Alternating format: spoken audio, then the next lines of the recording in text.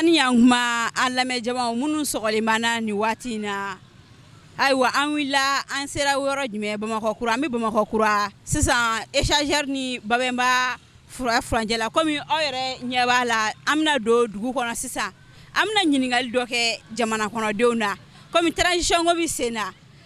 mɔgɔ dɔw b'a la k'a fɔ ko sɔrɔsiw ka sigi dɔw b'a la k'a fɔ ko civil ka sigi donc aw yɛrɛ hakilinata ye min ye an bɛna don sisan ka jamana kɔnɔdenw ɲininka o ko la donc aw k'an bɛn waati dɔɔni an bɛna daminɛ sisan.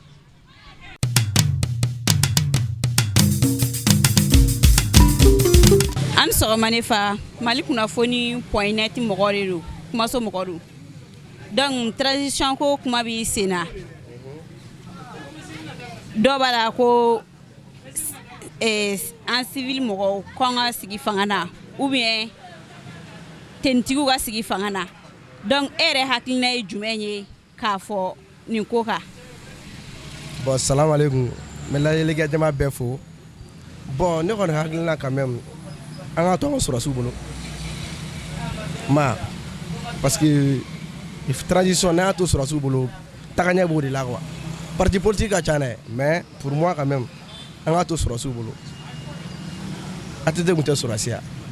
a ma transition kɛ Musa dun pareil Kadhafi tɛ sɔrɔsiya donc Paul Kagame bɛ k'a ka dugu mara sɔrɔsi tun tɛ yan donc sisan an ka transition t'u bolo u ka nin mara ka ɲa a kɔni bɛ ɲa n m'a faamu n'a y'a to sɔrɔsiw bolo kɔni j'espère que an bɛ se ka taga ɲɛ an ka taga ɲɛ bolo la quoi ma ɲɛ tɛ dɔ kɛra tantɔ yɛrɛ ma donc folikan jumɛn b'e bolo sa k'a fɔ population ɲɛna pour que fanga in ka se ka to sɔrɔsiw bolo. Bon ne kɔni fɛ an ka population bɛɛ ka tugu bɛɛ ka da an ka armée Mali la bɛɛ ka tugu kɔ quoi ne k'a faamu o de ye ne ka folikan ye an ka daw la an ka tugu kɔ an ka nin t'u bolo u ka nin jigin ka élection ɲɛnama organiser namara tɛ mun na k'o d'an ma quoi i m'a ye donc ka se ka n bɛ dugawu kɛ jamana ye ka se k'an bɔ nin gɛlɛya in fɛnɛ kɔnɔ kalanko ni fɛnw can yɛrɛ bɛɛ bɛ so can tɛ ka taa école la nous sommes tous calés à la maison baara yɛrɛ fɛnɛ tɛ yen nɔ kow bɛɛ jɔlen don mais ne sɔrɔsiw y'a gérer inchallah ko dɔ bɛ se ka ɲɛnabɔ quoi o de tun bɛ ne fɛ ka fɔ maliyɛndenw ye.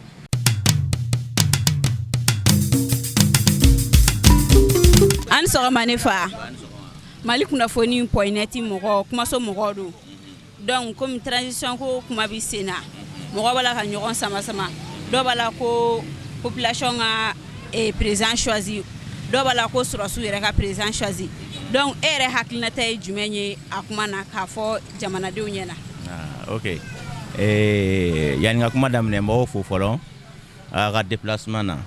bon tiɲɛna ne yɛrɛ hakilina ye mun ye Maliko in na pour le moment c'est à dire an ka transition to militaires bolo fɔlɔ militaires ka au moins une année kɛ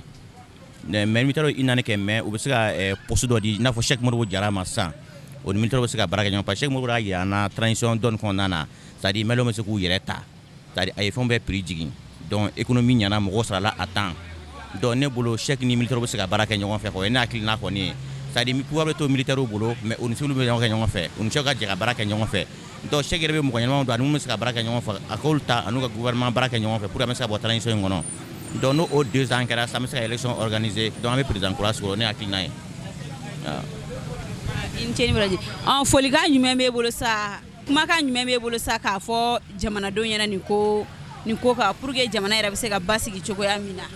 Bon kumakan kɔni bɛ ne fɛ ka fɔ jamana kɔnɔdenw ye ne kɔni bolo c'est à dire jamanadenw k'u hakili sigi c'est que malien fɛnɛ ka problème ye mun ye ni fɛn kɛra yɔrɔ min na dɔrɔn malien bɛ résultat nɔfɛ dans l'immédiat donc résultat tɛ se ka sɔrɔ dans l'immédiat donc an ka confiance d'an ka sɔrɔsiw ma da u ni civil ka jɛ ka politiciens ka jɛ i n'a fɔ Cheikh Modibo fɔ cogo min na olu ka jɛ ka baara kɛ u n'a ɲɔgɔnna caman Cheikh Modibo Jara bɛ yen Modibo Sidibe bɛ yen Sumana Sakɔ bɛ yen u bɛ se k'olu wele n'olu bɛ se ka jɛ ka baara kɛ ɲɔgɔn fɛ comme M5 mɔgɔ yɛrɛ ka laɲini fɛnɛ tun ye président ka to ka jɔ M5 mɔgɔ ɲɛnama bɛ M5 mɔgɔw cɛma o dɔw bɛ to u hakilina fara ɲɔgɔn kan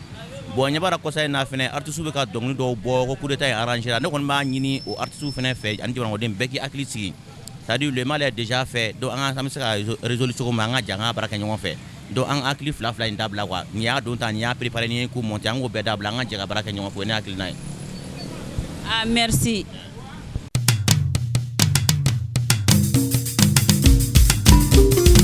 An sɔgɔma ne fa Mali kunnafoni point net kumaso mɔgɔw don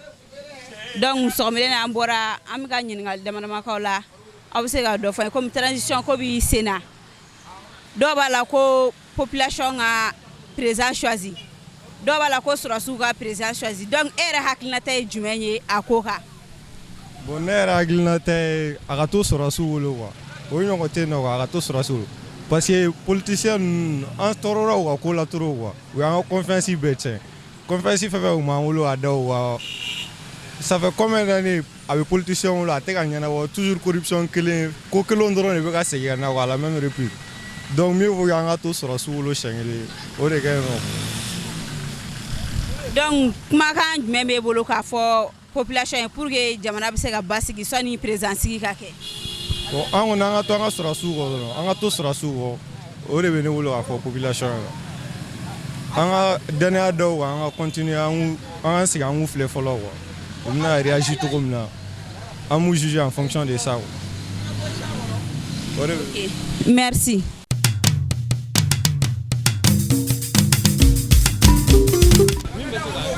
jamanadenw sago kɛ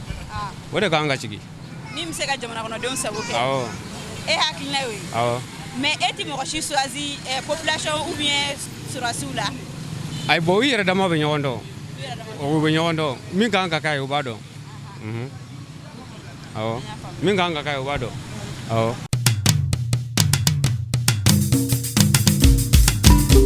tɔgɔma ne fa mali kunnafoni point net kumaso mɔgɔw don donc an bɔra sɔgɔmɛlɛ na an bɛ fɛ ka ɲininkali dɔw k'aw la transition ko kuma kan komi a kuma b'a la ka fɔ dɔw b'a la k'a fɔ ko sɔrɔsiw ka sigi dɔw b'a la k'a fɔ ko an yɛrɛ civil ko an ka mɔgɔ dɔ sigi donc an sera dugu kɔnɔ an bɛna aw ɲininka aw hakilina ye min ye aw ka se k'a fɔ an ɲɛna an ka se ka dɔ bon kuma in na bon an bɛɛ ye maliyɛn de sɔrɔsiw ye maliyɛn ye bon an yɛrɛ civil fana ye maliyɛn de bon an b'a la yɛrɛ san min mana jama kun minɛ an b'o sigi sinon sɔrɔsiw o civil ɲuman tɛ nin si la maliyɛn yɛrɛ de man ɲi fɔlɔ an bɛ ɲɛ fɔlɔ yanni an ka ɲɛmɔgɔ ɲuman sɔrɔ voilà o de tun ye ne hakilina ye sinon sɔrɔsiw o civil a bɛɛ ka kan ye voilà n'a jama bɛnna min kan dɔrɔn an k'o sigi sinon ɲuman tɛ maliyɛn yɛrɛ la fɔlɔ il faut k'an yɛrɛ ka ɲɛ fɔlɔ n'an ɲɛna wagati min na jamana yɛrɛ bɛ ɲɛ ka d'an ma voilà o de tun bɛ ne fɛ ka fɔ. kumakan jumɛn b'i bolo sa k'a fɔ an maliyɛnw ɲɛna pour que jamana ka se ka basigi. bon jamana basigili ye an yɛrɛ de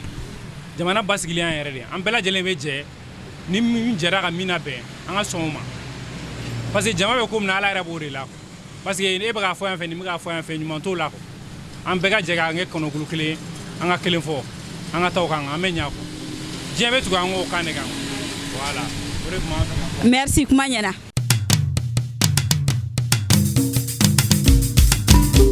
kumaso mɔgɔ don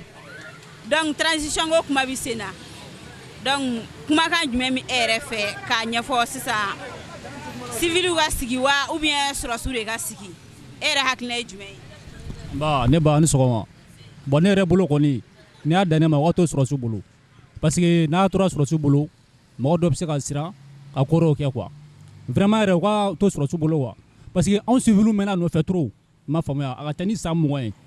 ko ko mana kɛ an civil de b'a la n'u y'an bila kunna an tɛ foyi ɲɛ wari sɔn ni fɛnw kɔ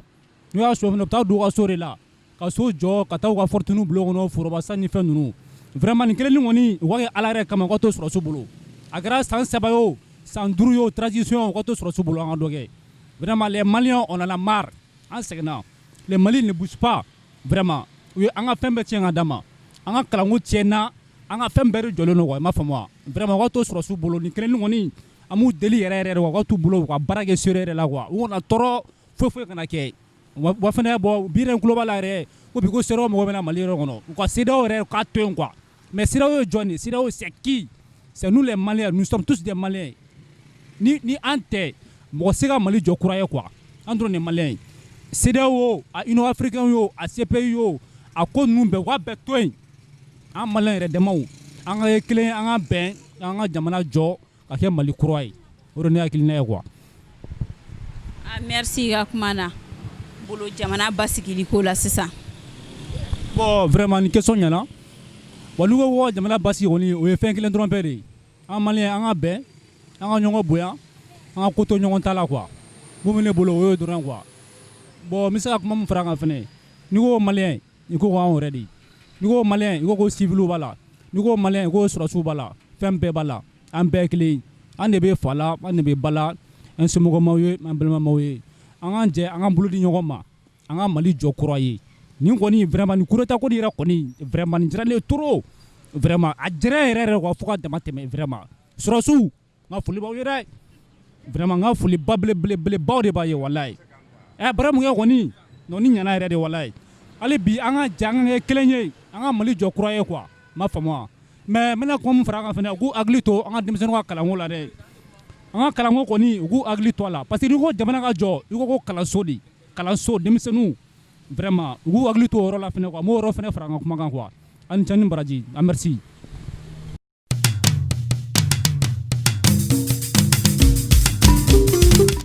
Mali kunnafoni point net kumaso mɔgɔw don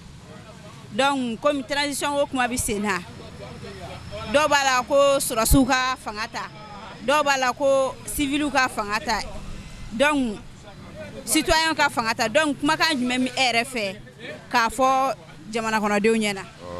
Bon n balimamuso nin diyara n ye kosɛbɛ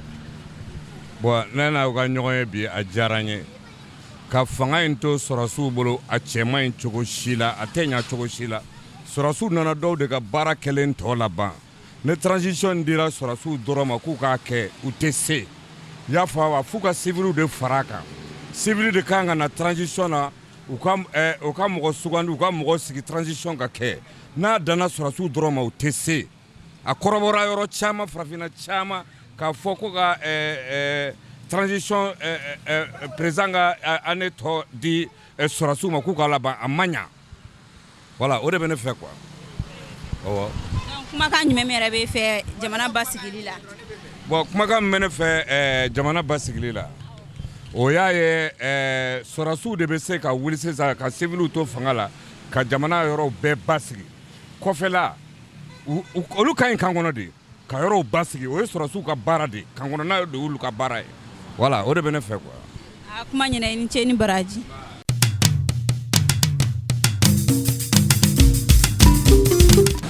a ka di ne kɔni civil de ka sigi pare sɔrɔsiw sigili tɛ arranger quoi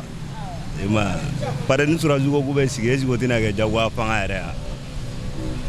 donc mun kɔni ne ka laɲini kɔni civil ka sigi o de ka di ne yɛrɛ quoi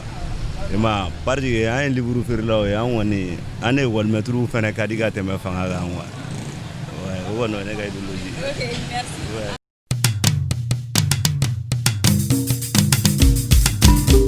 Ani sɔgɔma ne ba Mali kunnafoni kumaso mɔgɔw don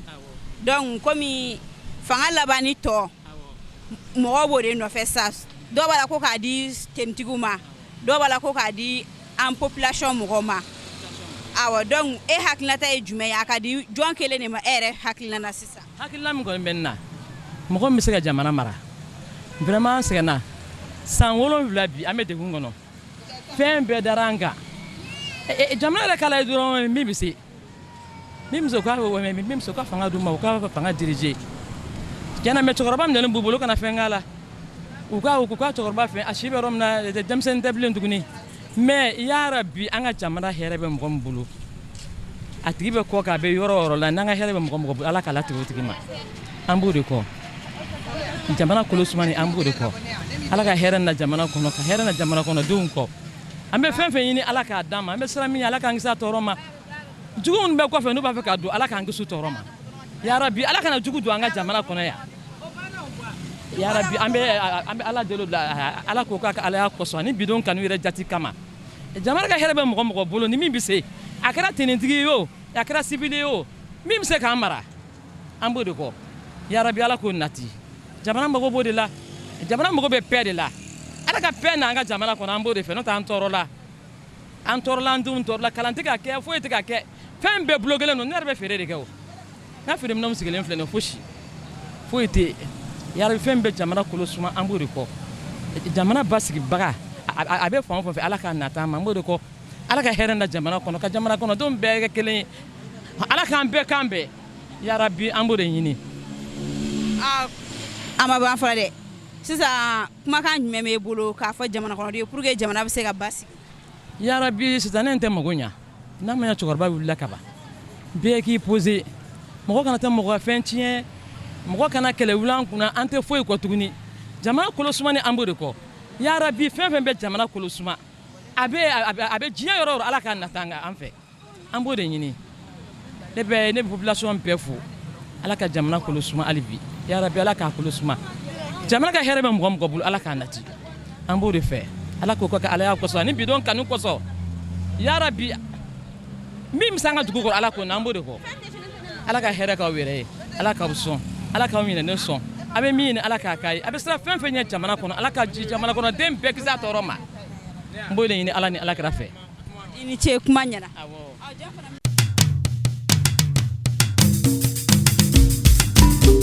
an ni sɔgɔma ne balimamuso komi transition ko kuma bɛ sen na tenitigiw ani an civiliw donc kuma b'a la ka caya e yɛrɛ hakilina ye jumɛn ye fanga ka di jɔn ma u fila la bon ni mɔgɔ min bɛ se ka jamana mara dɔrɔn moi je pense que fanga ka di o tigi ma parce que a kɛra tenitigi ye a kɛra civil ye mɔgɔ min bɛ se ka hakili to jamana kɔnɔdenw na quoi sans mentir i bɛ ka yɛrɛ wulila sisan nɔ o bɛɛ ye o ka kow ye genre an tɛ fɛ an ka don erreur wɛrɛ kɔnɔ quoi mɔgɔw bɛ k'a fɔ a da bɛ président na ko dɔ bɛ président na mais dɔ b'anw maliyɛnw fana na parce que i m'a mɛn hali i bɛ ka sira ka sigi deuxième mandat in na ka ko dɔ kɛ an ye wari kanu n'an ka faso ye quoi genre ne bɛ mun ɲini dɔrɔn mɔgɔ kana na wari kanu ni i ka jamana ye 800 min bɛ d'a ma 1000 min bɛ d'a ma kan ka taa voter genre i b'a dun dɔrɔn a banna quoi i b'i miiri i ka jamana la k'i miiri i ka jamana kɔnɔdenw na jɔn de ka ɲi ne ka jamana ma n'a ka ɲi a ka di tenitigiw de ma u k'a di olu ma n'olu de bɛ se k'an mara n'u dara mɔgɔ min na n'a bɛ se ka di civil de ma u k'a di civil fana ma n'o bɛ se k'an mara mais sans mentir an kana wari kanu n'an ka faso ye kelen fila m'an ɲini fana mɔgɔ kura min bɛna sigi a k'a lajɛ a ka hakili to an ekɔlidenw na parce que l'avenir d'un pays même c'est les élèves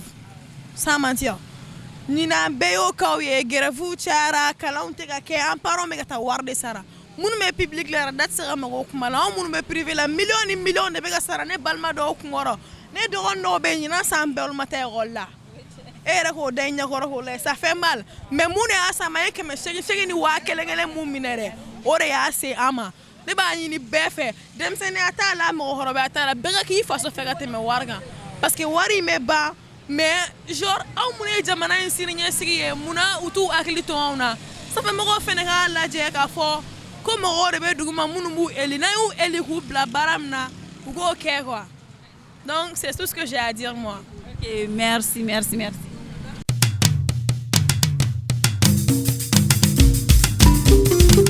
An sɔgɔma ne ba donc komi transition ko kuma bɛ sen na dɔw b'a la ko civiliw k'a ta dɔw b'a la ko tenitigiw k'a ta donc e yɛrɛ hakilina ye jumɛn ye o ko la président ko la. Bon, ne hakilina ye min ye transition kan ka kɛ le plus tôt possible ka pouvoir segin civiliw ma barisa ne bolo pouvoir ka olu de bolo ne m'a fɔ ko sɔrɔsiw tɛ se ka pays diriger dɛ mais ne kɔni bolo le fait qu'il y ait coup d'état kɛ an m'u fo la déjà mais le reste ne bɛ fɛ ka pouvoir passer civiliw ma élection ka organiser le plus tôt possible pour que an ka se ka président élu un malien yɛrɛ bɛ président min fɛ an k'o élu jamana ka se ka développer sur de nouvelles bases. donc hakilina jumɛn b'e bolo sa k'a fɔ jamanadenw ye pour que jamana bɛ se ka basigi ɲani président wɛrɛ ka sigi. Bon, ne kɔni bolo Mali problème ka dun donc il faut qu'an ka taa ne di dirigeants ma pour que u ka se ka programme d'a ma mun bɛ se ka Mali développement durable assurer quoi donc au temps kɔnɔ il faut qu'an ka patienter k'an ka citoyenneté yira ka Mali kanu don an dusukun na walasa ka Mali bila an ka ko bɛɛ sanfɛ quoi o de ka di ne. Ok, merci kuma ɲɛna.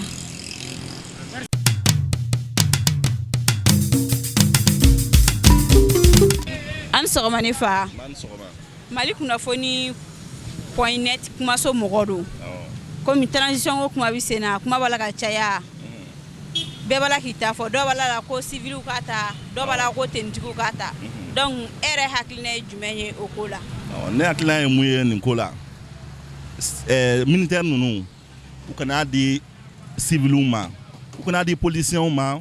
u kana di mɔgɔ si ma o de ka taa n'an ye parce que comment la policier ninnu an ye dɔgɔnin ninnu ye quoi ya bon ne yɛrɛ kɔni hakili na donc militaire ka taa n'an ye fo ka taa se élection waati ma o de ne hakili na ye awɔ. donc kumakan jumɛn b'i bolo jamana basigili ko la. kumakan min bɛ bɔ jamana basigili la n b'o kumakan na se fanga bɛ minnu bolo sisan nin waati la n'o ye militaire ye u k'u kɔlɔsi kosɛbɛ kɛrɛnkɛrɛnnen na an ka diinɛ mɔgɔw u k'u kɔlɔsi olu la n tɛna mɔgɔ tɔgɔ fɔ kɛ mais mun kɔni fɔ diinɛ mɔgɔ ninnu u k'u kɔlɔsi u la kosɛbɛ yaya u k'u kɔlɔsi u la u k'u ka baara kɛ n'u yɛrɛ ka hakilinaw ye yaya u k'u kɔlɔsi diinɛ mɔgɔ ninnu kɔni na kosɛbɛ donc o de ye ne ka fɛn ka f'u ye awɔ. merci.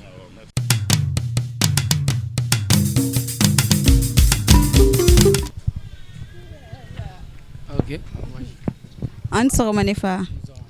Mali kunnafoni .net mɔgɔw do donc transition ko kuma bi sen na dɔw b'a la a kuma cɛyalen do ka dɔw b'a la k'a fɔ ko sɔrɔsiw ka fanga tɔ laban dɔw b'a la ko k'a di an civil ma an ka tɔ laban donc kumakan jumɛn bɛ e fɛ k'a fɔ jamana kɔnɔdenw ɲɛna. Voilà, bon, j'espère que ce n'est pas aussi compliqué que ça, parce que bon, on était vraiment dans une gouvernance dont tout le monde voit, c'est quelque chose qui est concret. Ça n'allait pas sur tous les plans. Donc la population, il y a 2 mois de cela, ils sont vraiment dans la rue pour montrer leur mécontentement. Ils se sont manifestés vraiment successivement. J'espère que c'est leur plein droit. Mais on a vu que ça n'a pas abouti comme nous voulons. Maintenant, c'est que les soldats se sont dit que vraiment, c'est à notre tour vraiment de répondre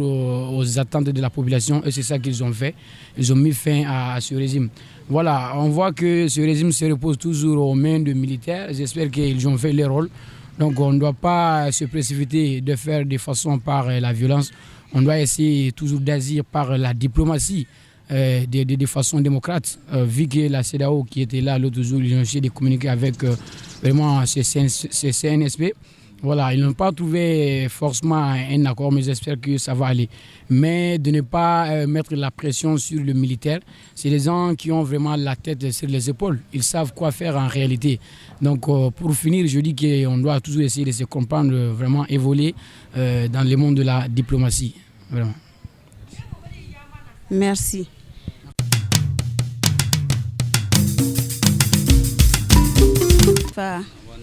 Mali kunnafoni .net kuma so mɔgɔ do donc an sera ma bi comme kuma b'a la ka caya transition ko kuma a b'a la ka caya dɔw b'a la ko civil ka sigi dɔw b'a la ko tenitigiw ka sigi donc e yɛrɛ hakilina ye jumɛn ye k'a fɔ jamana kɔnɔdenw ɲɛna. Bon ne kɔni hakilina ye mun ye bon transition na il faut que militaire de ka transition ye wa parce que militaire de bɛ se ka jamana mara wa civil ninnu kɔni i n'a fɔ parti politicien tɔw wa olu ka kow cayara ni san 10 laban kɔnɔ wa n'a kɔni dira militaire ma kɔni n'u sera k'a kɛ ka ɲɛ fɛnɛ parce que mɔgɔ kɔni t'a dɔn hakilina min b'olu ta kɔfɛ mais n'u kɔni sera k'a kɛ ka ɲɛ transition kɔni a bɛ ɲɛ. donc e yɛrɛ hakilina ye jumɛn ye sisan k'a fɔ jamana kɔnɔdenw ye pour que jamana bɛ se ka basigi ka ɲa sɔni an ka président kura sɔrɔ nin kɔ. Bon ne kɔni hakilina ye mun ye fanga tigilamɔgɔw bɛ ka mun demande i n'a fɔ militaire bɛ ka mun demande ko ka to couvre-feu ninnu ka to so kɔnɔ an k'u ka règle respecter dɔrɔn wa u bɛ transition continuer yanni élection cɛ wa o la élection yɛrɛ mana kɛ a ka ca Ala fɛ changement bɛ na wa mɔgɔ yɛrɛ ka fɔlɔ kabini i bɛ ka wuli la changement bɛ ka na dɔɔni dɔɔni wa ne kɔni hakilina ye o ye. I ni ce kuma ɲɛna.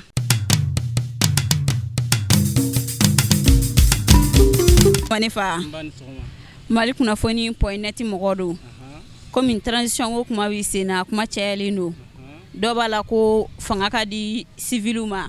dɔw b'a la ko k'a di tenitigiw ma donc e yɛrɛ hakilina ye jumɛn ye nin ko la. An ce an baraji a ka ɲininkali la a diyara n ye kosɛbɛ ne hakilila ye mun ye nin ko in na vraiment u k'a to sɔrɔsiw bolo an k'o fana lajɛ quoi parce que fanga paro o paro u b'a di civil ma n'a dir'u ma u tɛ se ka foyi k'a la a bɛ tila ka na kɛ an bɛ segin ko kelen na quoi donc an b'a fɛ an ka ninnu fana lajɛ komi u nakan ka di quoi kuma min b'u da vraiment o kuma ɲuman n'o ye baara kɛ o cogo in na an mɔgɔ Mali kura min na o bɛ sɔrɔ quoi ma faamuya mais ni u fana ma baara kɛ o kɛ cogo in na ala k'an kisi dɛ o de ne hakilila ka fɔ ɲɛna kumakan jumɛn b'e bolo sa k'a fɔ jamana kɔnɔdenw ye pour que jamana bɛ se ka basigi yanni o mɔgɔ kura ka sigi voilà pour que jamana ka basigi vraiment an bɛɛ b'an hakili sigi u bɛ ka kuma fɔ ko embargo de fɛn embargo min b'an ka cɛ o bɔra an kan fɔlɔ an bi o nisɔndiya la fɔlɔ donc ninnu ta an tɛ nin jate ko ye n'u tɛna an ka to b'an bolo n'u tɛna tigɛ a la an ka buru bɛ n'u tɛna tigɛ a la ka ban alhamdulilayi parce que adamaden n'i ma tɔɔrɔ i tɛ hɛrɛ sɔrɔ koyi n b'o fɔ an ɲɛna dɛ f'i ka tɔɔrɔ de o la i bɛ sɔrɔ ka hɛrɛ sɔrɔ mais n'i ma tɔɔrɔ i tɛ hɛrɛ sɔrɔ n'u ye fɛn kɛ an ka jɔ mais an ka Mali ka dilan dɔrɔn o de y'an haminanko ye quoi awɔ. merci kuma ɲɛna.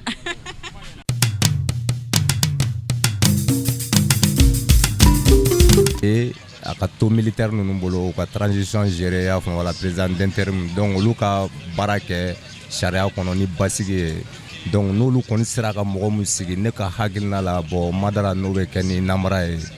y'a faamu n'a kɔni tora olu bolo o de ye ne ka hakilina ye donc jamana kuntigi yɛrɛ fɛnɛ n'u sera fɛnɛ k'a yɛrɛ fɛnɛ minɛ cogo ɲuman na basi foyi kana sɔrɔ bon o de ka di ne ye. donc kumakan jumɛn b'i bolo k'a fɔ jamana kɔnɔdenw ye pour que u bɛ se k'u basigi sani fanga kura ka sigi.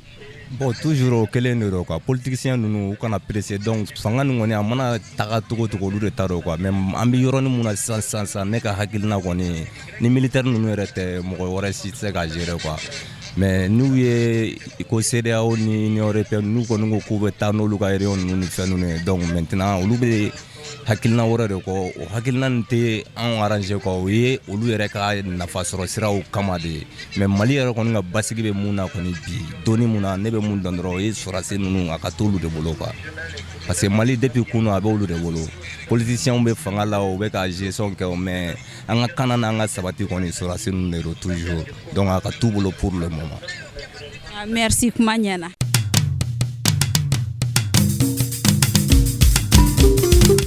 an sɔgɔma ne fa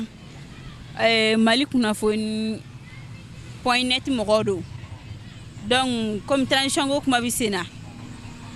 dɔw b'a la k'a fɔ ko k'a di an ka faamaw ma dɔw b'a la ko k'a di civil ma donc kumakan jumɛn b'e bolo k'a ɲɛfɔ jamana kɔnɔdenw ye nin ko kan. bon kumakan min bɛ ne bolo kɔni o kɔni tɛ baasi ye bon u b'a lajɛ dɔrɔn u bɛ sigi ka kuma de kɛ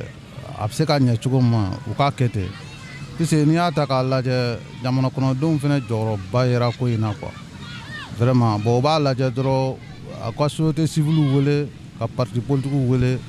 bon mɔgɔ minnu yɛrɛ da tɛ kuma la u ka bɛɛ wele ka bɛɛ ɲininka i hakilina la quoi bon n'u bɛnna min kan donc u bɛ se k'o kɛ quoi puisque n'i y'a ta k'a lajɛ a kana kɛ ko kuntalajan fɛnɛ puisque mɔgɔw sirannen don sanction ko ni fɛn minnu na bon kuma caman bɛ ka fɔ a la quoi. bon u yɛrɛ de b'a lajɛ sisan kɔni jamana kɔnɔdenw bɛ degun min na quoi u b'a lajɛ pour que ka ko teliya bon mɔgɔw bɛ se ka bɔ kunpan na cogo min wa voilà. donc kumakan jumɛn b'e bolo sisan k'a fɔ pour que hakilisigi bɛ se ka na jamana kɔnɔ k'a fɔ jamana kɔnɔdenw ɲɛna. bon kumakan min bɛ ne bolo k'a fɔ o la o tɛ kumakan jan ye to kumakan min bɛ ne bolo ne b'a fɔ dɔrɔn bɛɛ k'i hakili sigi quoi. puisque nin ko in na n'an bɛɛ jɛra k'an fanga kɛ kelen ko la ala b'o ko nɔgɔya quoi vraiment n'an y'an ŋaniyaw kɛ kelen k'an haminaw kɛ kelen ka hakilinataw bɛɛ lajɛlen kɛ kelen vraiment ala b'a ko nɔgɔya quoi bon ne b'a dɔn inchallah fɛnɛ a bɛ nɔgɔya inchallah a bɛ nɔgɔya hali ko jan tɛ yɛrɛ voilà a bɛ nɔgɔya puisque a ko bɛ sira min kan a bɛ sira ɲuman kan an y'a jigi a bɛ sira ɲuman kan a bɛ nɔgɔya fɛnɛ inchallah. ayi ni ce kuma ɲɛna.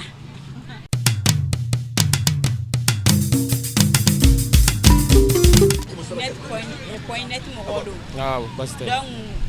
transition ko kuma bɛ sen na quoi dɔw b'a la ko k'a di jamana kɔnɔdenw ma dɔw b'a la ko k'a di tenitigiw ma donc e yɛrɛ hakilina ye jumɛn y'a ko kan k'a fɔ jamana kɔnɔdenw ye. bon ne hakilina ye mun ye dɔrɔn basi tɛ fanga u y'a ta sɔrɔdasiw y'a ta u kan ka baara kɛ u b'a mérité fɛnɛ parce que dɔ kɛra sa o parce que n'u yɛrɛ dama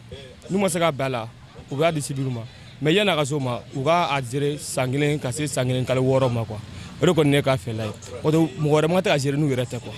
parce que ka fanga ta ka tila ka di mɔgɔ wɛrɛ ma o cɛ man ɲi parce que a y'a ta kɛra bɛɛ ɲɛna ye o kan ka kɛ leçon u yɛrɛ ma quoi o kɔni ne ka hakilina ta ye ka fɔ o ɲɛna quoi. Donc kumakan jumɛn b'i bolo pour que k'a fɔ jamana kɔnɔdenw pour que jamana bɛ se ka basigi u k'u basigi sani fanga kura ka sigi. Bon an kɔni bɛ to degun de la yani CEDEAO ka embargo man kan an k'an hakili sigi u kana dɔ fara fɛnw sɔngɔ kan surtout tulu ni sukaro ka dɔ fara a fɔra ka dɔ fara a sɔngɔ kan o cɛ man ɲi an ka to a cogo kɔrɔ la parce que fɛn foyi ma don fɔlɔ Mali kɔnɔ yan fɔlɔ fɛn kɔrɔw de b'an bolo yan ka feere n'a fɔra ko ka dɔ fara o kan u k'a jate minɛ quoi bon u yɛrɛ minnu bɛ fanga la sisan nɔ sɔrɔdasi ninnu vraiment u kana jigin k'a lajɛ sisan nɔ population bɛ cogo min na sisan nɔ degun m'u kan baloko fanfɛla ni tuluko ni fɛnko ni fanfɛla la vraiment n'u jiginna ka kuma ni mɔgɔw ye ka mɔgɔ la sensibiliser la o de cɛ ka ɲi a ko nin na quoi pour que ka se ka mɔgɔ kana se ka dɔ fara fɛnw sɔngɔ kan o tɛ gɛlɛya bɛ yɛrɛ tiɲɛ yɛrɛ la sisan u k'u teliya transition fɛ yɛrɛ yɛrɛ de o tɛ a sɛgɛn fanga ka bon. Merci kuma ɲɛna.